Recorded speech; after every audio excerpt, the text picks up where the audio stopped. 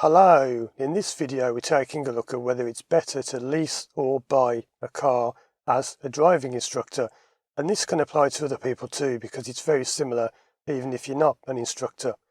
I'm going to be sharing my experience of over 20 years of leasing and buying multiple vehicles, and I'm also going to tell you 2 secret methods that you can use because yes, there's actually more ways you can do it than just leasing or buying. Now, I'd like to start off with a disclaimer by saying I'm not a financial expert. Nothing I say in this video should be taken as financial advice. So it's up to you to do your own due diligence and do your own checks and make sure that everything is right for you. This is just my experience and my opinion, which may not apply to you. So please don't go and get a car and say, you told me this and now this doesn't apply. It's up to you to check all that yourself. But let's start off by looking at leasing.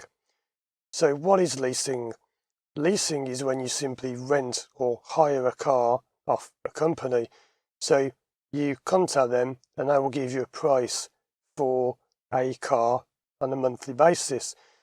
So as an example of this, I got some quotes the other day to help me make this video.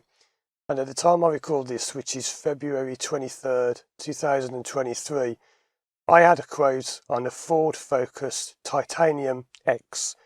The value of the vehicle, I had a few extras added. It came to, I think, £33,000 was the value of the vehicle. And that was £677 a month, including VAT. Now for that, you get the vehicle for 3 years plus maintenance.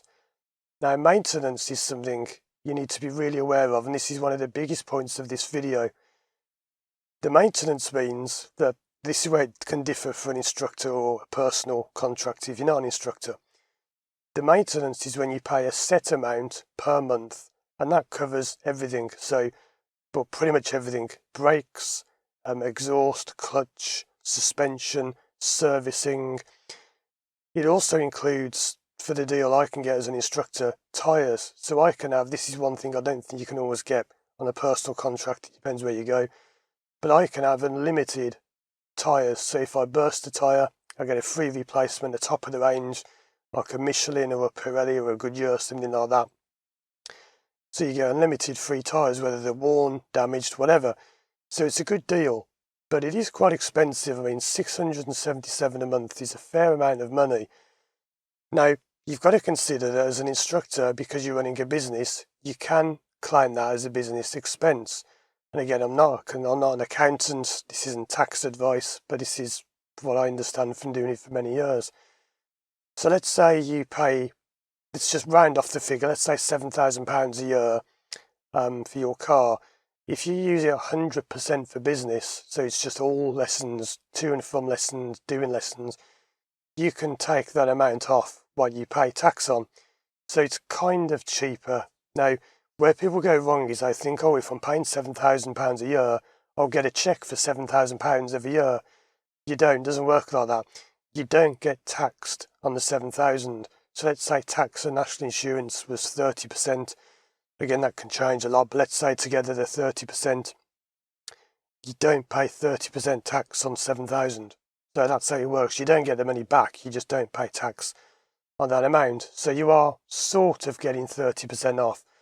But let's stick to mainly about the car. So that's one way you can do it. And it is good, but the thing is it's quite expensive. And be aware that you don't own the vehicle. So you lease the car for 2 or 3 years. You also have to agree on a mileage. So it's normally 20,000, 25,000 or 30,000 miles a year. The quote I just gave you was for 20,000. So if you're doing higher mileage, it goes up considerably. It's like another £50 or £100 a month on what you pay to the car company. So I'm just checking the windows aren't steaming up, but they're okay. So yeah, that's leasing, and you get the maintenance, you get it all covered. It's a nice kind of safe option because you're kind of covered. Now, it doesn't include your insurance, although you can throw insurance in as well, but that's quite a lot. I think it's about another £70 a month or something, or £100 a month. It ends up costing more than you could get for yourself. But it does give you some kind of reassurance. But you need to think about this. when I looked at those figures for the car, they charged £116 a month, including VAT. Always check that these figures include VAT, because they'll often give you them without VAT. £116 a month. Let's just say it's £100 a month, just to make it easier for me to do the maths in my head. You're paying £100 a month maintenance. That's £1,200 a year. It's actually about £1,300 or more if it's £116 a month. So let's say you're paying £1,300 a month.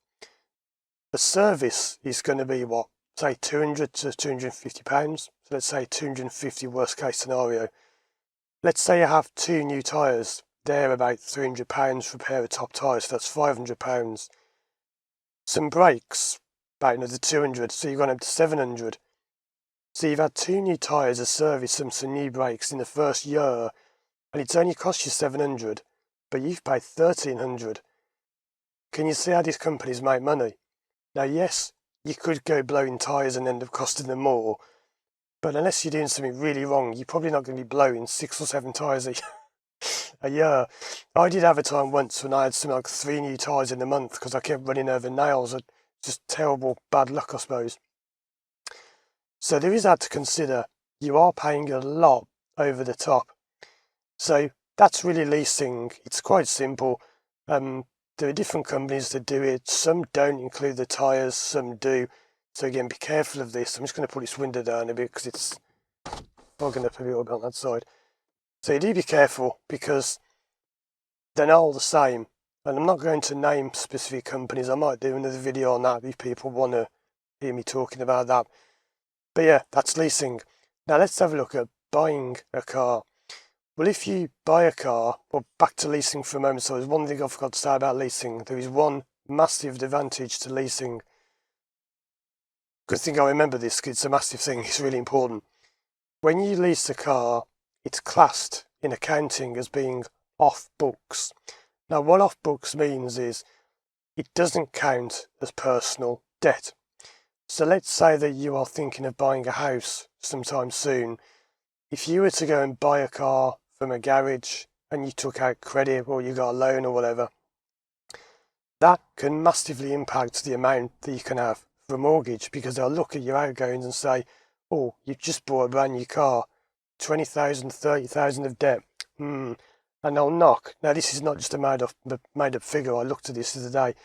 For a mortgage, they will knock off from £70,000 to £100,000 off what they will lend you because of that. It seems they kind of multiply your debt by 5. I was told this years ago when I took out a mortgage.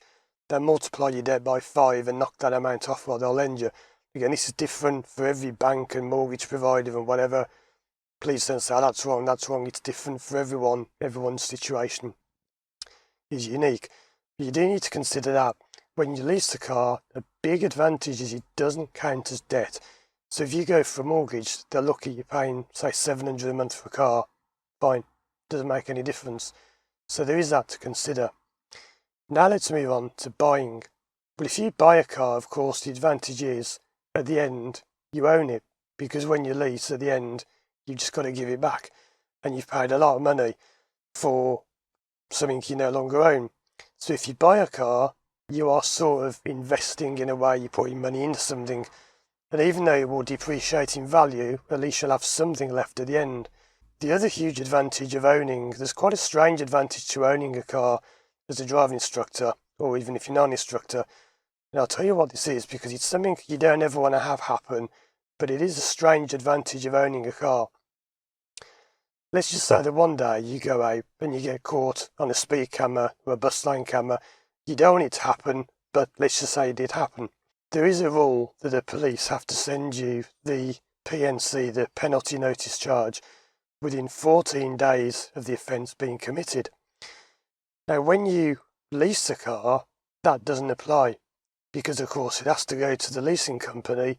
They have to then process it and send it on to the person leasing the car. Now, I don't know how much longer they have, but I think the wording is something like a considerate length of time, or whatever that means, an adequate length of time. So if you own a car, you know that if we've all had this where you drive and you think, oh no, did I just go through that camera a bit quick, or was I in the bus lane at the wrong time? If you own a vehicle, you know within 2 weeks, and if you haven't heard within 2 weeks, apart from postal strikes or whatever, you think, phew, I'm okay. With a leased car, you don't have that luxury because it can come weeks later because they have to have time to process it. How long, I don't know. I would say no more than probably another week or two. It shouldn't take them that long. But you also get a fine on top of the fine, because if you get a fine for speeding, the leasing company will send you a £25 admin charge for sending you that fine. So you get an admin charge, a fine, and the points on your licence. You don't want that to happen, but it's just a small point you may want to consider, that if you own a vehicle, it's kind of quicker to get a fine and whatever. So yeah, where was I? Buying a vehicle, it's going to push back up for a bit, that's fine. Buying a vehicle can be better if you prefer the thought of owning it at the end, because the driving school car, and this is something I could do a separate video on perhaps, people often have this misconception about, if you get a driving school car, it blows up after 2 years, they're a wreck after 40,000 miles. Well, only if you're a terrible instructor. They don't blow up, right? There is virtually no difference between a driving school car and a personal car that you would use for yourself. If you're teaching properly, stalling isn't an issue. I've had cars, like this one is done 56,000 miles. Never had the clutch change. People have said to me in the comments over the years, I bet you get through loads of clutches. No. Never had one clutch changed, ever. Never have. People have this misconception about driving school cars, they're a wreck, they've been hammered. Only if you're a terrible instructor, you let people smash them to bits. So, a driving school car, a car, could easily do, 100,000 miles easy. I mean, if you're doing 30,000 a year, you get at least 3 years out of a car. I read the other day, apparently diesel engines can do over 1 million miles before they need major servicing. It's up to you, but I'd say you can easily do 100,000 miles before you've even got anything to worry about in terms of getting major work done. So you can keep a driving school car for years and years and years and years. And I see people out teaching now in cars that are 5, 6, 7, 10 years old. Why not? So there are advantages to buying. There may be more, and I'll put more in the description if I've forgotten any, because I'm just making this video off the top of my head. But let's move on to the 2 secret methods of buying a car, leasing a car, whatever you want to do. The one thing you can do, and this is a bit of a trick that not many people know about, when you go to a leasing company, tell them that you want to lease a car without maintenance, because they often won't tell you that option. They'll just say, this is the price with maintenance. And if you specifically say, I want it without maintenance, now the Focus I spoke about earlier, there was 677 a month. That was without maintenance, 556 a month. So over £116 a month less. That figure might not be exact, it was a few pence here and there. But yeah, it's 116 a month less. And so you could lease one and just pay the servicing and the tyres and that yourself, and it's cheaper. So you might want to consider that. You're saving quite a bit of money, a few £100 a year, unless you go blowing a lot of tyres or you have some real bad luck. But remember, the maintenance is kind of a catch, because what you have to think about is there's 2 things I'm going to talk about now. One is the fact that if you get a brand new car, well, it's under warranty anyway, and let's say the clutch did blow up after 2,000 miles or so, well, you'd probably get a new one anyway under the warranty. Now, yes, wear and tear parts are not normally included, but if it blew up after 2,000 miles, you'd probably have a good claim for that. So, some of the things like suspension, I mean, suspension's not going to go in the first year or 2, so the maintenance is not a con, but it's a bit of a con in a way, because you're not really getting what you're paying for. They make, oh, we'll fix this and that and that. But really, if it's a brand new car, is it going to need that doing anyway? The other thing I'd like to say about maintenance is there's a second big thing that people don't think about when it comes to maintenance. And I'm just trying to remember what it was, because I'm doing this off the top of my head. What I was going to say, there's a thing about it doesn't really cover you anyway. And the other one was, right, I'm back and I've remembered what it was. Sorry, I forgot that. So what I was going to say is, there is one word you will learn to hate if you lease a car, and that word, if you've leased a car, you might know what I'm about to say. I'm going to say authorisation. Yes. Do you know what authorisation is?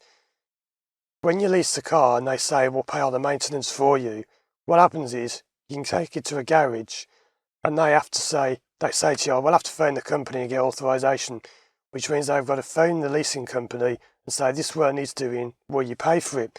Now, they very rarely ever say no, so don't worry about that. It's not a con, they will pay for it. But it's getting through to them. I had a time not long ago and I made a video about this, but I didn't release it. But I might still, I don't know. Let me know if you want to see it. Let's just say you won't believe this, it took over a month to get authorisation. My car was off the road for over a month because I needed something doing to the dual controls. They'd broken, quite simply, and I couldn't get anyone to do it for a month because of authorisation. How much money did I lose from being off the road for a month? Just think about it. So the thing is, it's all very well saying, oh, I get all my maintenance paid for. If you're off the road for 1 or 2 days while you wait for authorisation, which is not unusual, how much are you going to be losing for 1 or 2 days off the road if you're a driving instructor? Hundreds of pounds. So do consider that, but let's get back to this thing I was saying about if you want to lease without the maintenance, that may be a good option. But what about the second secret way of doing it? This is something that's a little bit rare, and it's unusual people know about this because they actually tell you when you lease a vehicle that you can't do it, but you can. Did you know you can lease a vehicle and then buy it at the end? Now, if you think, well, that's obvious, it's not, because when you lease a vehicle, it will specifically say in the paperwork that you can't do that. It will say that you can't, I'll put this window down again, you can't lease the vehicle and then buy it. Now, the exact reasons why I don't fully understand, but it's something to do with credit, because the leasing companies aren't authorised to give credit or something, and it's the Financial Conduct Authority, the FCA. They explain it to me, they're not allowed to give credit because it's like you've leased a car, then you were going to buy it anyway, and that's seen as a form of credit, blah, blah, blah. You can. And I know you can because I've done it twice. You can lease a vehicle, and then at the end of the leasing period, instead of handing it back, buy it. Now, it might cost you more, and I'll tell you one case I knew where someone had a car for years and years and years, and the car cost £18,000, would have cost £18,000 brand new. They paid £24,000 in lease, so £24,000 for 5 years to lease a car worth £18,000, and then they paid another £10,000 to buy it. So they paid £34,000 for a car that cost £18,000. Now that may sound crazy, but it was all because of, what happened in 2020, contracts being extended and it got messed up. And I know that because that instructor was me. Yeah, this car I'm sitting in now, I've just bought it. And it's a bit silly.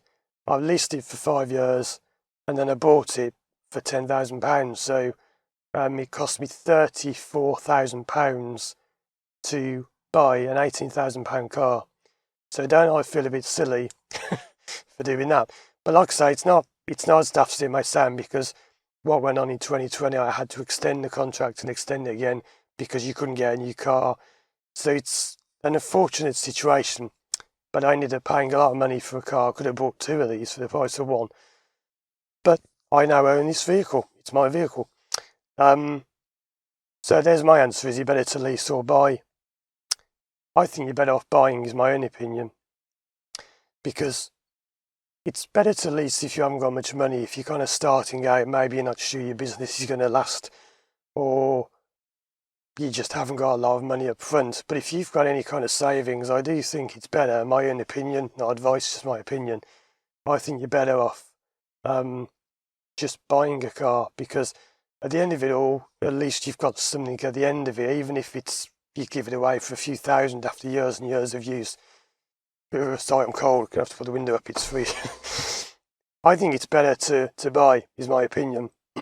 But I do understand why people lease. It's not wrong. I think either way it's got good and bad points to it. There's no right and wrong, but my own opinion would be, if you're sure that your business is going to be around for a while, and if you would want the car anyway, because, you know, this is my car as well, I can just drive it if I want, then why not buy? If you lease, it's quite annoying when you add up all the money you've spent. Like, take my example, I'm making myself sound a bit silly paying all that money, but why pay all that money and then hand the car back and you've got nothing, and you've paid 24,000 for an £18,000 car and then you just hand it back? It's a bit silly, but we live and we learn. And yeah, that's the position I'm in now. So I've currently bought this vehicle, and the reason I could do it, by the way, I checked and they said, oh, the thing about not being allowed to buy it is for if you're a large company. If you're a small or medium-sized company, I'm a one-man band. They said, yeah, you can do it. It's just different rules, and it took ages to go through all this. But yeah, I've just today actually bought this vehicle. I've just finished the purchase. Well, I'm just about to go home and renew the road fund tax, whatever you call it now. So yeah, hope that video has helped you to think about leasing or buying. Leave any questions in the comments. I'd like to hear your stories of good and bad of leasing and buying. And I'd like to say you're never stuck, because one thing to know is if you lease a vehicle, there is a law that came in years ago, I think it was the late 90s or something.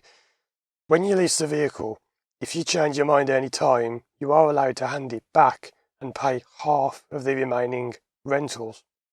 I think you must have already paid 50% of it off or something, I can't be sure. But you're never stuck. So if you take out a car on a 2-year loan, 2-year lease, and you don't like it, whatever, you can also hand it back. And yeah, I've done that as well. I lost a lot of money once when I had a car, really didn't like it at all. I gave it back with a few £1,000s up front. So yeah, I've made a lot of mistakes, but that's why I'm now so good with money, because I've made so many mistakes.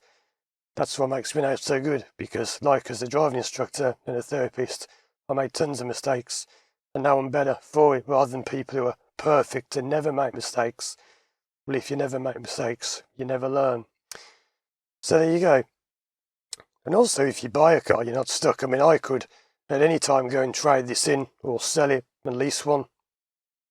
You're not stuck. I think that's the big thing to understand. You're not stuck with anything in life. You can always change. You can always change your mind if you lease or buy and you decide to go the other way.